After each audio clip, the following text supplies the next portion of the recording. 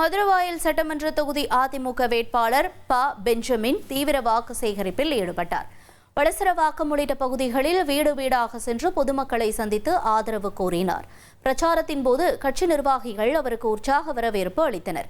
பின்னர் பேசிய அவர் பறக்கும் சாலை திட்டம் முழுமையாக நிறைவேற்றப்படும் என்று உறுதியளித்தார்.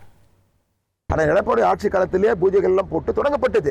ஆனால் கடந்த 5 ஆண்டுகளில் ஆட்சியில் இருந்தவர்கள் அன்றைக்கு எப்படி அந்த பணியை அவர்கள் மேற்கொள்வதற்கு, அந்த பணியை தொடர்ந்து செய்வதற்கு அவர்கள் நடவடிக்கை எடுத்திருக்க வேண்டும். மத்திய சர்க்கார் அவர் அணுகியிருக்க வேண்டும். பல ஆண்டுகள், சுமார் 14 ஆண்டுகள் மத்திய அரசிலே பாரதிய ஜனதா கட்சியோடும் காங்கிரஸ் கட்சியோடும் மாறி மாறி கூட்டணியில் இருந்து பல மத்திய அமைச்சர்கள் பெற்ற திராவிட முன்னேற்ற கழகம் அந்த பணியை துரிதமாக செய்வதற்கு நடவடிக்கை எடுக்கப்பட்டிருக்கணும்.